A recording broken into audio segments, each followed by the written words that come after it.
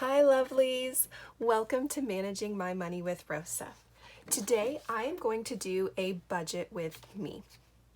If you're new here, I would love if you take a second, hit subscribe down below. My channel is about my financial journey. It includes my budget, it includes my monthly bills, it includes sinking funds and cash funds. It also includes a little bit about investing because I do invest both in stocks and in dividends. It's also about my journey with my debt and hopefully paying that down soon. So I would really appreciate if you take a second and hit that subscribe button. If you are returning, thank you. Love that you're willing to take a little bit more of your time and spend it with me. I really, really appreciate it. So recently, trying to earn free money. My insurance company, if you do these things, you can earn free cash. Well, in order to earn $100, who doesn't want to earn $100? I sat through a financial class that I had to do online. Click the buttons, listen, all that good stuff. And one of the things that I took away from that was, instead of calling it a budget, which sounds very restrictive, I'm actually going to change it and now call it my spending plan. Spending just sounds so much more fun than budget. Budget's depressing. So this week we are going to work on my third weekly spending plan for the month of May. I might still mess this up from time to time just because this is a new way of thinking for me.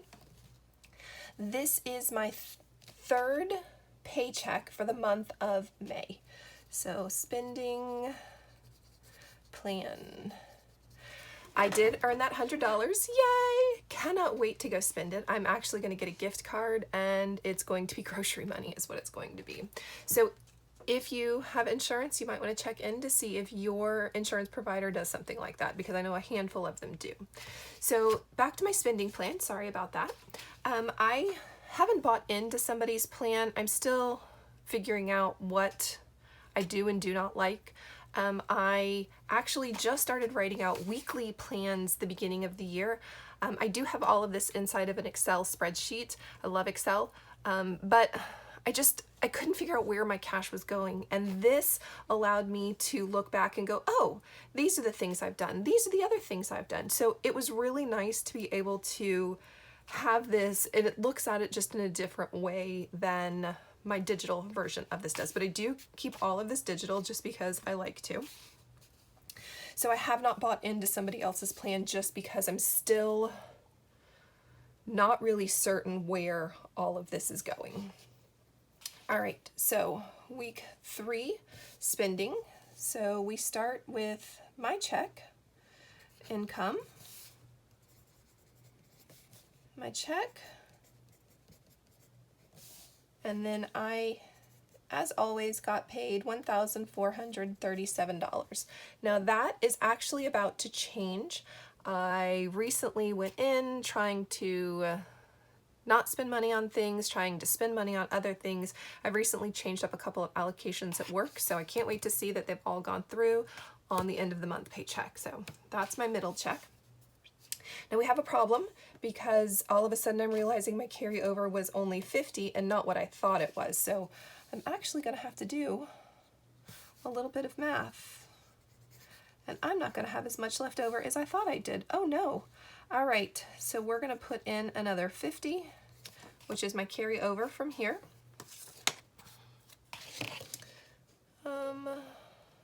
I love to budget. That's not what I was supposed to do. See, that $50 just completely threw me off. All right, let's pull out my magic calculator. All right, clear. Somehow I got extra lines on the bottom of my calculator. I don't know what I did. So that should give me $1,487. After my income, then I go in and I look at my bills. So these are both recurring bills, or these are all my recurring bills. Some of these fluctuate month to month, they're variable, and most of these are consistent all the way across. So the first one on here is car insurance. Now my car insurance has changed a little bit. I'm not 100% certain where it's going to be. Last month I was in a minor fender bender, so we had to change up some insurance things. So that I'm still going to put down 410, had to change some insurance around, so I'm not 100% certain, but that's what I'm going to pay this month for insurance, just to make sure that worst comes to worst, I'm a little ahead. A new bill that you're going to see today, I got a new car. So my car was not totaled in the accident, however, it has some damage to it. We've decided to slowly fix it over time, give it to the youngest of our children when he's ready to drive. So I incurred a little bit of extra debt since the last time you were here. So I now have a car payment of $370. The good news is 2 months ago, I paid off my husband's truck, so I guess it kind of balances. It doesn't really out. We have our electric, which is, I budget, it's really the only variable one on here. I budget $250. It was only $149. Yay! Then we have our cell phones, which is a total of $140. Now this is mine, my husband's, and my daughter's cell phone. My daughter actually does not live with us anymore. Yes, we do still pay her cell phone. However, she gives me money for it and then we take care of paying it. So it's no big deal. Our youngest, on the other hand, was not old enough when we got phones. So he actually is on another cell phone plan. It really does not matter to me. My husband takes care of all of it. I just pay the bills and he takes care of where everything is. So that's $30. And then we have the internet. No, we don't. Wi-Fi's already been taken care of. Okay. This whole week is just, I did something completely wrong. All right. And then one thing that I am going to do, so that electric I told you was, I typically budget $250. Some of our summer months get really hot. We live in Northeast Florida. And sometimes that electric does jump over that $250 and then I have to scramble to find it. So I've decided actually to take that extra $100 and set it to the side in a bill envelope. So I'm calling that my extra, and all of a sudden I can't spell, my extra electric, and that will sit in a cash fund envelope waiting in case I do need it. So it's gonna be kind of like a buffer for me. So there's 100. So those are all the bills that get paid because we've already done Juice Plus and Wi-Fi have already been paid and taken care of. Yay! All right, so we need to add this together. 410, 370, 149, 140, 30, and 100, which gives me $1,199 is what we spent.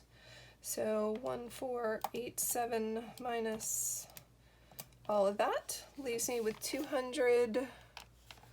The lighting in here is awful, $88. All right. So I've gotten questions on my calculator. It's just really old. I'm cheap. I've actually had this since high school. I don't intend on getting a new one. It's cheaper to just get batteries than it is to get a more expensive, or just to go buy one that's big and light that I like. So this is my calculator. Sinking funds are next. So I've really changed up because I've gotten this car. I've really changed up now how we're looking at sinking funds. Really and truly, we're going to try really hard to pay down some of this debt because my car, a little expensive, so it's added a whole lot more debt than I was expecting to have, so I want to get some of it knocked down. So debt pay down is now a priority for me. So I'm going to take $100 from this check, and then emergency. So I have a sinking fund for emergency and I have a savings challenge for emergency. So I was going to stick $50 in. I'm splitting that between the sinking fund, which is usable right now, and the savings challenge, which I'm trying to save up. I think it's like an extra $3,000 for an emergency fund. So we're going to put $30 in there. I do investing. So I'm going to put another $25 into investing. This investing is specifically for dividend stocks. So I am trying really hard to grow my dividend portfolio, and I do it by putting in $25 every check that I get. So roughly $50 a month to grow my dividend portfolio. And then my savings is really what my husband knows that there is in savings. So if we need something, we can just go pull it. So 150, 180, which leaves me with 108. All right, just draw my line in. I haven't bought into somebody's fancy system yet because I'm always afraid that I'm never going to have enough lines, or it just is organized in a different way, which is why I like doing it this way. This for me, I've done budgeting in a notebook basically my entire life. This for me was a very expensive notebook just because it is nicer, thicker paper. It's not some cheap little spiral. I'm really enjoying using it. It just houses everything beautifully.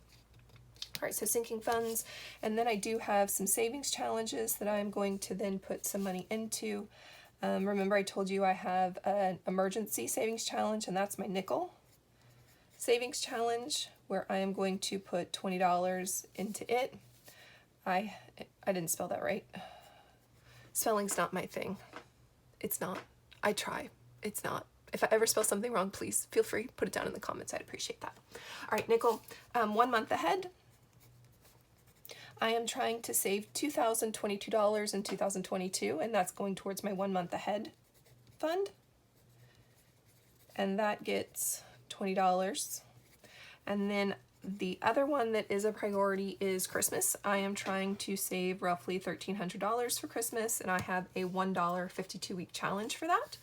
So my $1 is Christmas, and it is going to get $10 for a total of $50 for my savings challenges. When I subtract those two, that should leave me with $58. And this $58 actually is going to just remain in my account. I am trying to grow my my checking account balance a little at a time every month. Whatever was left over at the end of the month, I do not roll into next month's bills. Instead, I just try to help let that grow.